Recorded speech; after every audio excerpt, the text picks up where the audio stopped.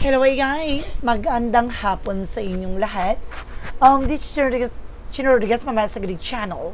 A Fitiler o Zumatarder. Sa ngayong hapon na to, tignan natin ang sabihin sa iyo ng ating mga gabay. So this is our Mama Weekly Gabay for the month of May 15 hanggang May 21 for the sign of Cancer. So Cancer, welcome to my channel.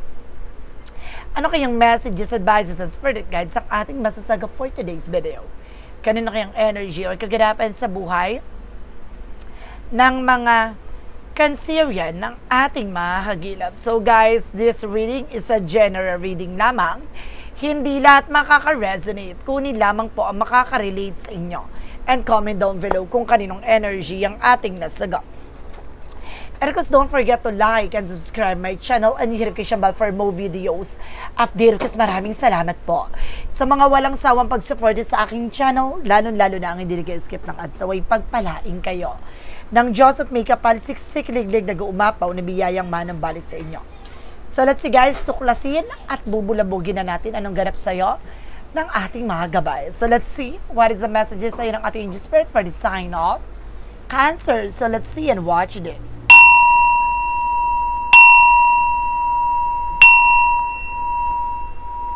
Angel Spirit, please give me information. Ano kayang gusto sabihin sa'yo ng ating mga baraha?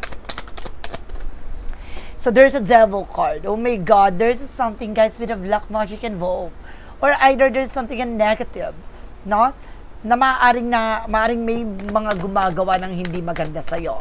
Or there's a lot of toxic energy na napapalibutan ka, no? And there's a 10 of with a happiness. So, ibig sabihin, inggit to sa pamilya mo. No, may naiinggit sa pamilya mo o maaaring isa sa pamilya mo ang naiinggit sa iyo. And this is something that's 10 of swords. Oh my God, sabotahe. No? May mga taong sumasabotahe sa inyo, no? Mayroong taong nagbigay pamala sa inyong pamilya. And there's a 5 of swords. No, nagkakaroon ng self-sabotage na dahil kumbaga nagpapasok ka sa inyong tahanan ng traidor, no? Kumaga nagkakaroon ka ng worries and fear. And because this is something, guys, with a strength and with a confidence. So, kailangan lakas mo ang loob mo, maging matapang ka, pakiramdaman mo ito, no? Ibig sabihin, impostor, no? Itong tao na to na pinapasok mo sa tahanan mo o sa buhay mo, ay maaaring tumatraidor sa'yo. And there's a 6 of Cups. Now, there's something, guys, with something a relatives related sa'yo or either a friend of yours or environment. Nasa paligid mo lang. What is the devil card? Now, there's the Fool card. Nagtiwala ka. Ibig sabihin, ang gumagawa sa'yo ay maaaring itong pinagkakatiwalaan mo.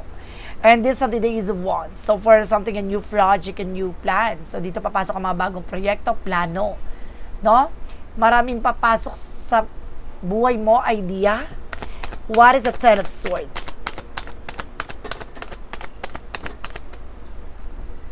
Represent with the 9 of swords. Nagkakaroon ka ng anxiety, sleepless night. No? Nagkakaroon ka ng pangamba. At nagkakaroon ka ng pangitain dito.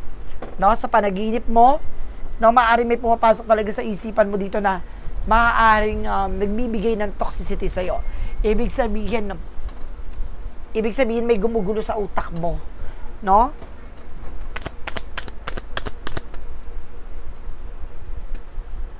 And there's a Chariot card. No, there's an action and movement. No, magkakaroon na ng changes and development. So, kaya kailangan, guys, mag-iingat ka. No, parang gigisay mo yung sarili mo, or ikaw yung naglagay sa kasasadlakan mo. No, nagtiwala ka sa isang tao na to. No, some of you guys, no, hindi kayo makatulog, balisa kayo. And there's a judgment for a wake-up call. Parang pinapaalalahan na kayo na you need to pay attention. No, mag-ingat kayo sa mga taong pinagkakatiwalaan nyo ngayon. And because this is something, guys, with a moon card, with a truth reveal. No, ilalantad sa iyo lahat ng bagay na to. Ibabahagi, papakita sa iyo. Gusto sirain yung pamilya mo. No, ibig sabihin talaga nagpapasok kayo ng anay sa inyong bahay. And there's a devil card because the Fool card. Represent with the 5 of Pentacles. So see, makakaranas kayo ng financial crisis of financial loss. No, ibig sabihin nito talagang pababagsakin kayo yung negosyo nyo, hanap buhay nyo. Now, there's a need of one, so you do a past communication and fast movement. No, maaring nakakatanggap ka ng mga visions no? Intuition, predictions, maaaring may mga instinct ka na, no? Some of you makakapag-travel ka dito. And there's a justice, no? May hustisya, may karma, wag ka mag-alala. Ano man yung mga bagay na ginagawa sa inyo, ano man yung mga bagay na ginawa sa inyo, no? Or gagawin sa inyo, wag kayo mag-alala, may hustisya. And there's a six of swords with the transition. Unti-unti ka nang makakalaya sa hindi maganda sitwasyon. Pakiramdaman mo, ha? Kung itong tao na to yung sinasabi ko, no? May lason dyan sa eksena. There's another ones, no? Nagsusubaybay sa inyo. Pinapaalalahan ka na lagi nakatingin to sa inyo, sa bawat ginagawa nyo. No? Kumukontra siya, nakakala mo concern. And there's another ones, no? Parang unti-unti, no? Na para magigets mo na. Na malalaman mo na. And of course, there's something, the star card, for healing and recovery. Na magkakaroon ka na lang, kumbaga, ano dito, instinct, no? Intuitions. Wait lang guys, ayusin natin yung camera para hindi makita, para, oh my goodness. Okay. And there's a star card for healing and recovery. Na makaka-recover ka na. Nasa lahat ng bagay na to, may pag-asa pa makalaya kayo dito, no? With the black magic and vote. And of course, this is something guys with an 8 of cups, something moving forward. Makaka-move on talaga kayo. No, kailangan nyo lang tanggalin to at alisin na sa buhay nyo. Now, there's a Queen of Swords. Now, clear the boundaries. Alisin mo yung mga bagay na makakasira sa inyo. Yung mga bagay na makakasama sa inyo. And this is something that's Ten of Pentacles with a long term. Magkakaroon ka ng long term investment, no, long term success, no, at financial security.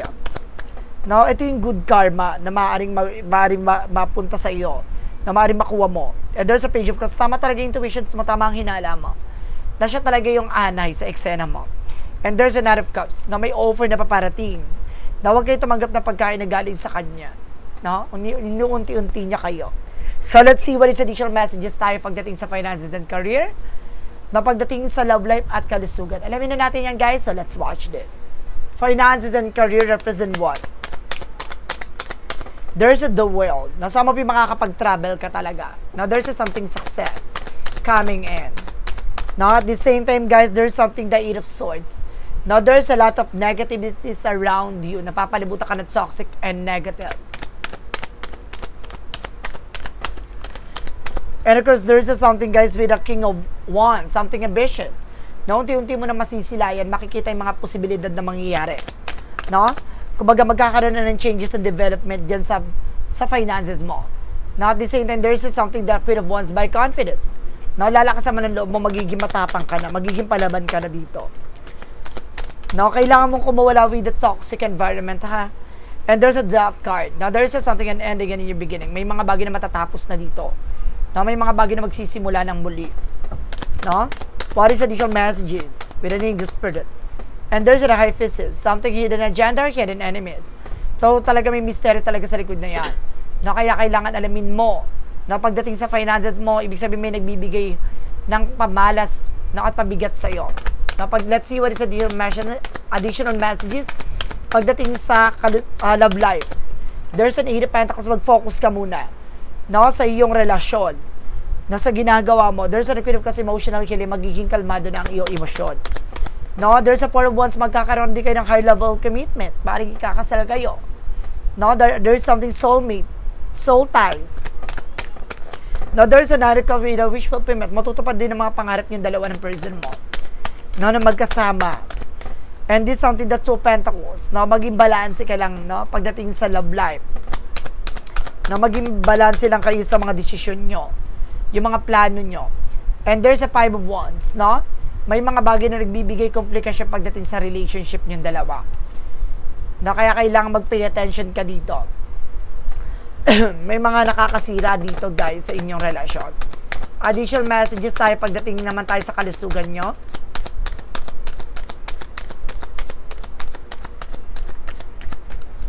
There's a Queen of Pentacles. Now there's something guys with a practicality. So, pagdating sa kalusugan mo, kailangan maging practical ka sa finances mo, sa kalusugan mo, sa nararamdaman mo. No, bibilis din ang takbo ng sitwasyon.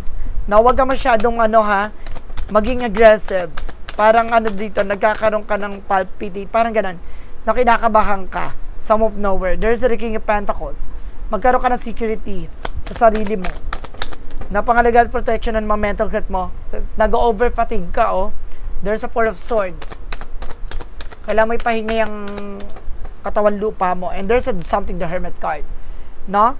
Kumbaga, there's a spiritual awakening. May mga bagay na mamumulat ka dito. No? May mga bagay na liliwanag sa isip mo. No? Na mayroon palang kinalaman din about sa kalusugan mo yung ginawa sa inyo. No? Ngayon mapuputol na siya. No? Puputulin mo na. No? Yung mga nagkaroon ka na ng instinct eh. So, kung bakit mo to nararamdaman, ganyan, meron pala siyang, kaya parang ang bigat-bigat ng katawan mo. Parang lagi parang tinatamad ka, ganito. No? So, let's see what is additional messages with a magical fair messages to represent what? With a magical fair messages to represent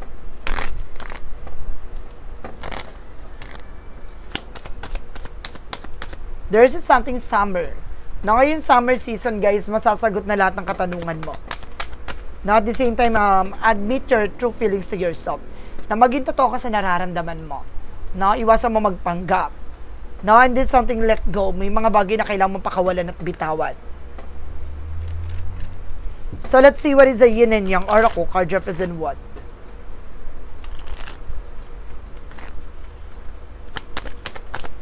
For yin and yang oracle card represent there is something, a chemistry. May chemistry kayo ng person mo, no? Talagang may nararamdaman talaga kayo sa isa't isa. There's a magnetic attractions. Iba yung atake nyo. And there's a reflections, no? Lahat ng mga bagay na gagawin mo magre-reflect sa'yo, kaya kailangan maging aware. No? There's a spirit guides, no? Ginagabayan ka ng ating angel spirit. And there's a healing, magkakaroon ka ng healing dito, guys, no? Sa lahat ng aspeto. Unti-unti ka na rin gagaling sa yung mga karamdaman, sa mga nararamdaman mo. Additional messages. And there's something, guys, with a root na ibig sabihin may pinanggagalingan to lahat ng bagay na to, na may ugat ng eksena. No, kaya nakakaranas ka ng mga gantong kabigatan, no? Kumbaga meron kasing punot dulo. Kung hindi ka nagpapasok at hindi ka tumanggap ng taong sa buhay nyo, no? Kumbaga hindi masisira. There's a storm, no? May unos na pumasok sa buhay nyo. And there's a prince, yung person mo ay maaaring mas bata sa iyo. Or some of you watcher out there, mas bata ka sa person mo. And there's a bravery. No, there's something, guys, na kailangan mo maging matapang, palaban. No, alisin mo yung pangamba, takot. What is additional messages now with the Romance angels? Represent with the masculine. Now, there's a masculine energy dito. Maaring Cancerian ka na lalaki. Or cross-watcher out there, maaring person mo ay Cancerian na babae, and you are also masculine. And this is something soulmate, no? Maring soulmate ka dito. Soulmate kayo na person mo dito. There's an everlasting promises. Sabi ko na nga ba, there's a magnetic attraction. So, there's something chemistry. Talagang iba yung attacking sa, parang talagang pinagtatagpo at talagang pinagsasama ka. Iba yung passion yung dalawa sa isa't isa eh. And there's a black obstacles. See? Kumbaga talagang punong-puno kayo ng mga, kumbaga, struggles, no? Punong-puno kayo ng mga suliranin, problema.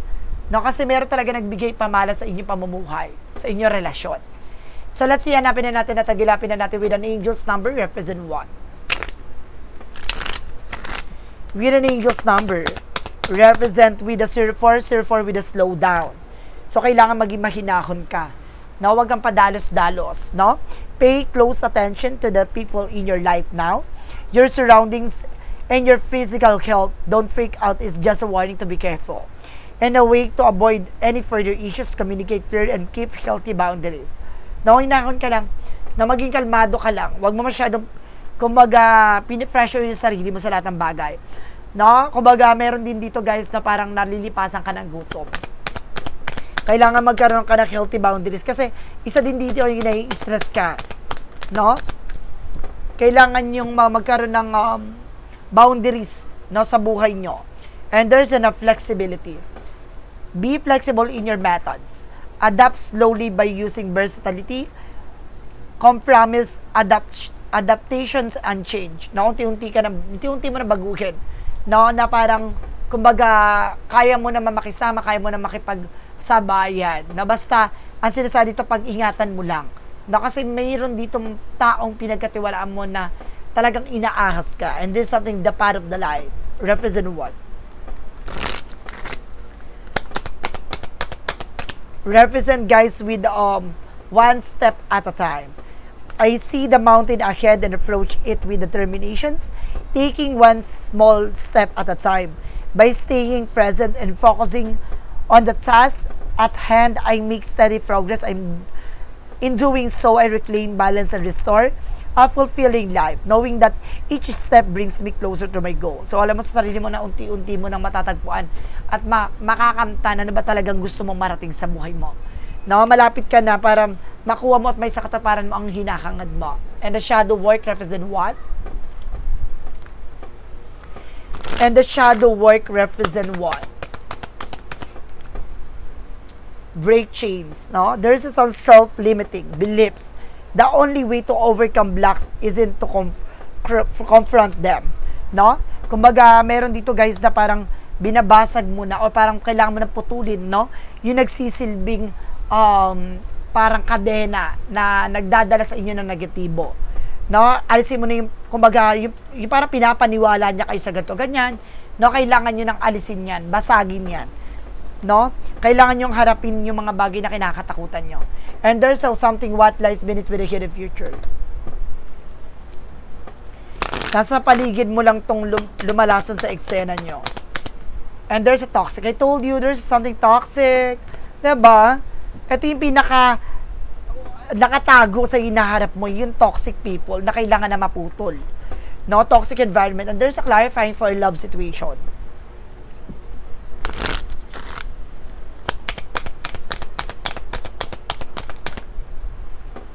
And this is something, guys, with a shard of love.